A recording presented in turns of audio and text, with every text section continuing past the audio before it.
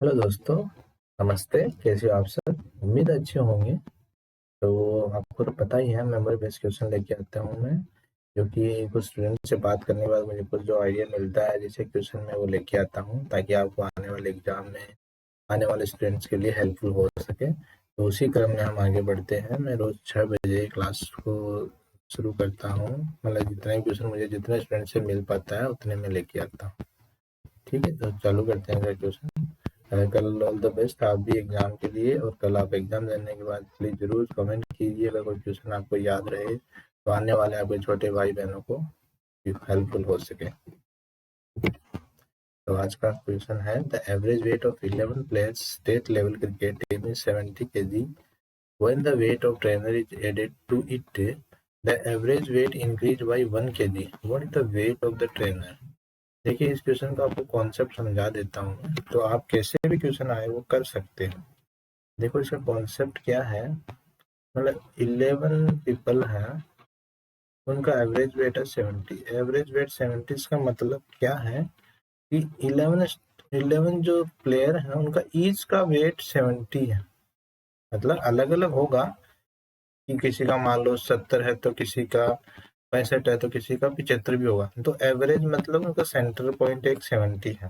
तो हम ये मान के चलते हैं एक राउंड ऑफ कि प्रत्येक प्लेयर का वेट 70 kg है। ठीक है, अभी उसने क्या कहा, एक प्लेयर ऐड हो गया,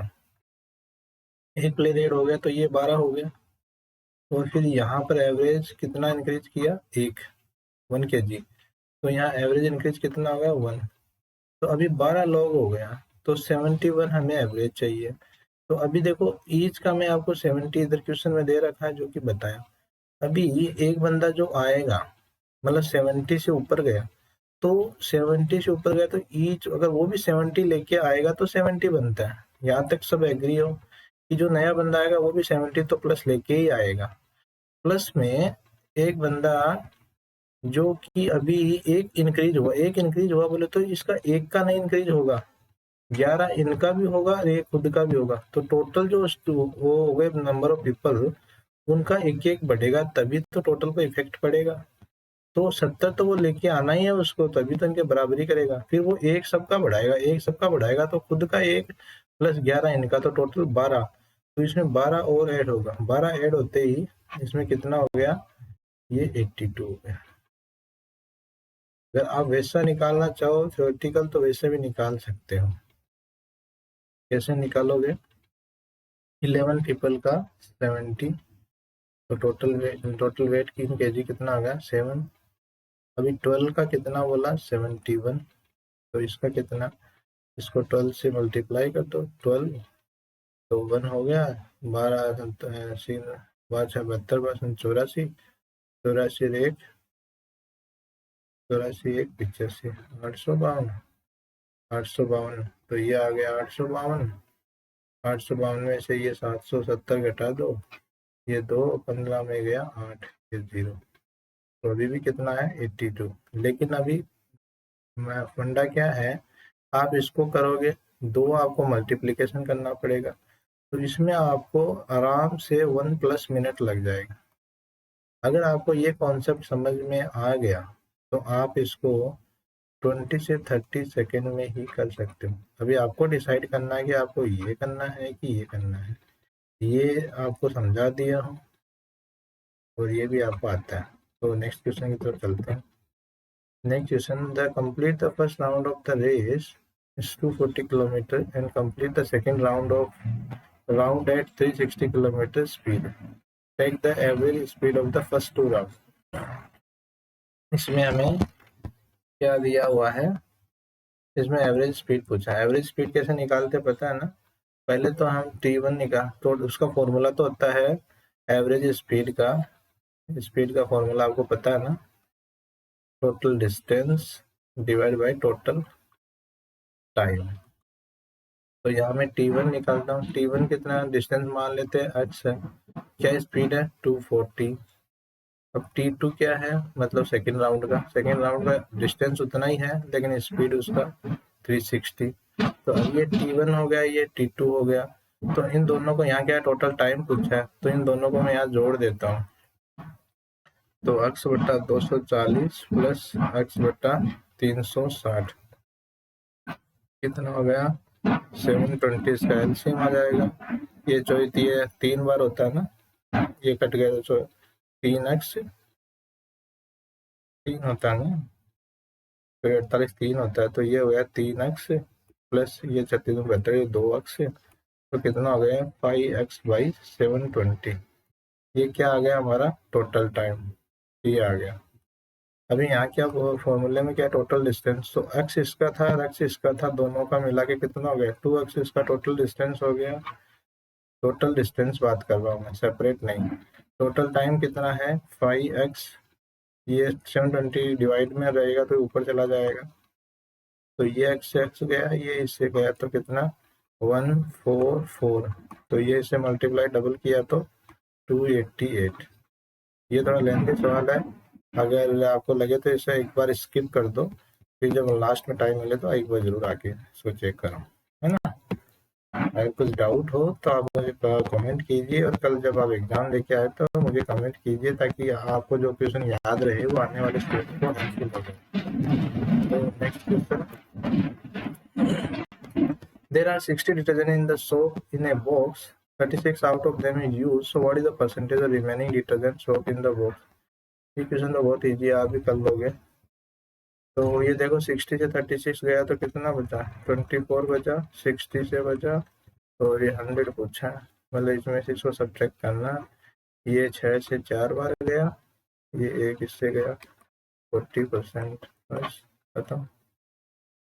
नेक्स्ट क्वेश्चन 20, हाँ ये क्वेश्चन थोड़ा सा अच्छा है समझाने के लिए कि इसमें देखो आपको, आप इसका दो तरीका है। देखो पहला तरीका मैं बताता हूँ, हमें पता है परसेंटेज का मतलब कोई भी हमारा नंबर है एक्स है, एक्स का 25%, तो हम इसको ऐसे लिखते हैं, फिर का इसका 66.67 बट्टा 100, फिर 75 का बट्टा 100, फिर 80 का बट्टा 100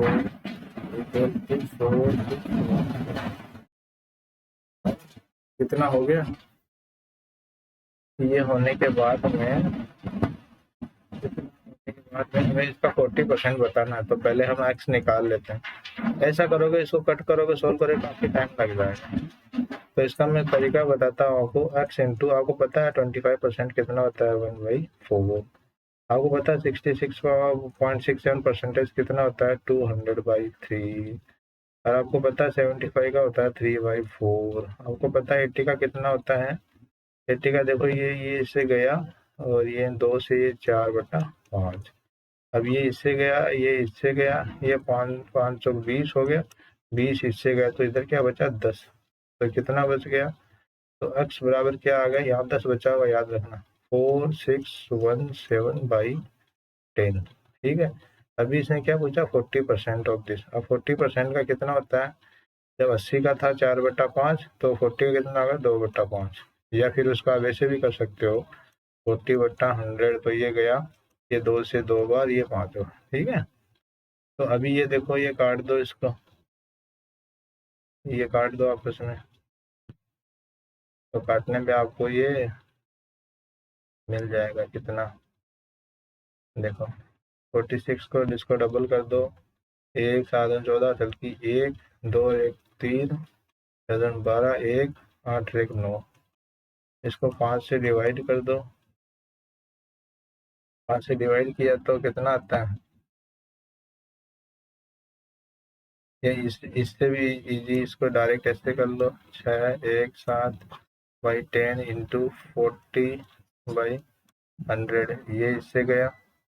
अब इसको 4 बार 4 से मल्टीप्लाई कर लो, तो ये इजी रहेगा मेरे ख्याल से, तो ये 28, 28 के बाद में 7 2 6 6 चौक 24, 2 16 2 18/100, तो ये पॉइंट यहाँ लग जाएगा, तो 184.68, ये इसका आंसर। यहाँ थोड़ा सा ये 2/4 में मल्टीप्लिकेशन में थोड़ा टाइम ले लेगा, तो ऐसा आपको दिमाग लगाना है कौन सा इजी रहेगा, यही मेरा बताने का टारगेट है। तो यहाँ पर देखो, मैंने यहाँ पर क्या किया 40/100 किया, मतलब शॉर्ट फॉर्म नहीं लिखा, तो मेरे को यहाँ मल्टीप्लिकेशन में 4 ही एक बार ही करना पड़ा, ठीक है। Next question, The printed price of a book is 700 rupees. The book manufacturer has given 10% discount on it.